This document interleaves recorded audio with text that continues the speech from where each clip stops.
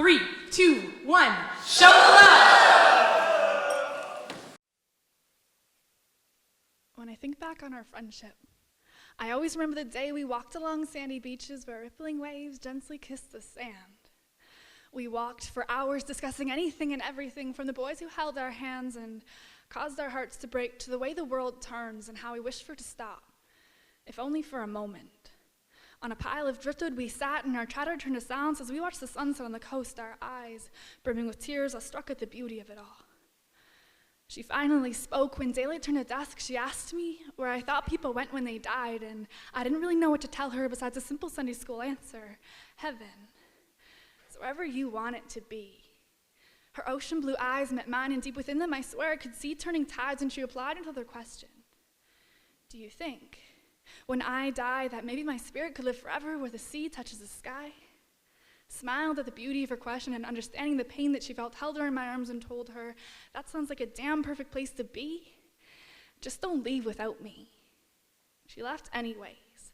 I always knew a girl like that wouldn't stay one place for long. I wouldn't always be her best friend, because the moment someone gets close to her, she runs. She has always been a drifter, but drifting isn't swimming, always struggling to keep her head above the water. And like water, she was always running, always flowing, always moving, and when you hold on to her too tight, she slips between your fingers and out of your grasp. She sought solace in lovers who would never love her, feeding them cocaine kisses from her delicate lips, each new one as addictive as the last, distorting her vision and blurring her mind. She always did say she was colorblind, not the kind that affects the way that you can see, but the kind that affects the way that you feel. My life goes by in grayscale, she said, her days in black, her dreams in white. Bright was her smile, but dull were her eyes, and she recalled to me a story, one of many wild nights searching to find color. This time was in a new drug. Magical but natural, she informed me, as if a girl her age knew the hallucinogenic characteristics of the psilocybin mushroom. Long story short, she found the colors she was searching for, temporary euphoria levels she had never found before. I saw her smile and deceived by its shine, knew she'd been seeking a high to combat life's lows, told her I could be happy for her. She could be happy with herself, but it broke me inside to know that the closest friend I've ever had couldn't find happiness in simply being alive. Sunsets no longer made her cry. One girl with so many feelings, I tried to explain to her that these feelings were gifts, but instead of embracing them, she got a psychiatrist to prescribe drugs to take those feelings away. To take her away. Kind of like the way she always wanted to live forever within the ocean. Free of all emotion, she's content with drifting, although I was forever begging her to swim.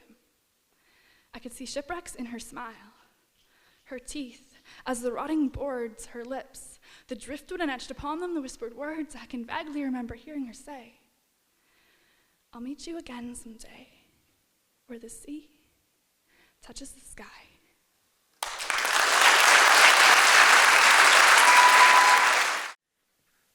Plato, born in Athens around 247 BC, was considered to be one of the earliest philosophers, and to this day, considered to be one of the greatest. Plato, student of Socrates with a hunger for learning about morality and finding answers for all of life's questions. We learned about him in LVV 4U1, Classical Civilizations, Unit 4, Philosophy. One lesson that didn't sit well with me, you see, Plato made a famous analogy. One of poets and painters, of cobblers and shoemakers, he made an analogy stating that poets and painters are one and the same. They are both imitators. They copy images of virtue and the like, but they never reach the truth. The poet and the painter are only imitators of the makers. They paint images, whether with words or with brush, it doesn't matter, because they know nothing of true existence. They know appearance only.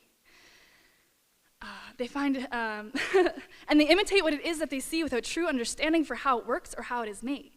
I find this strange because when I ask my fellow poets why it is that they write, I receive complex answers speaking of a sense of home created through connections made with others through their words. If you were to ask Brian, he would tell you that poetry gives him freedom, that without it, he'd be forever constrained by the negative emotions that surround him. It serves as a scapegoat to freedom, his own personal oasis. Kaylee and Marcus will both tell you that poetry is about community, about creating acceptance that through poetry, anything can be possible. Ted O will tell you that poetry is like exhaled breath. Jenny Smart will elegantly tell you that poetry is the unavoidable side effect of existing, helping language catch up with thought by evoking emotions rather than naming them. Sean will tell you that poetry creates a sense of welcome, allowing strangers to impact strangers in profound ways. Khalifa will say that he gets lost in words every night. He is at his richest when he sits down and writes. Ian will tell you that through poetry, his real self shines through because poetry slams are a judgment-free place. And when asking Erica, she will poetically say maybe poetry is a form of sleeping where you don't have to wake up. It is when I hear these words spewing from the mouths of poets, and I know Plato's analogy cannot be true. You see, poets are the makers. They create home within one another, create community, freedom, and emotion. Poetry creates opportunity for endless possibilities of personal growth, of solidarity among others, and escape from reality.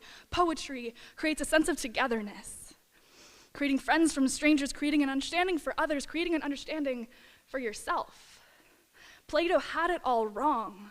Creation is more than something you can touch with your bare hands or walk on with your feet. It may not always be characterized as a tangible thing. He forgot about friendship, heartache, trust, faith, pain, love. All things that cannot be seen but can be made, can be felt. So don't tell me that poetry is mere imitation. Poetry is creating. Poetry is living. Poetry is everything.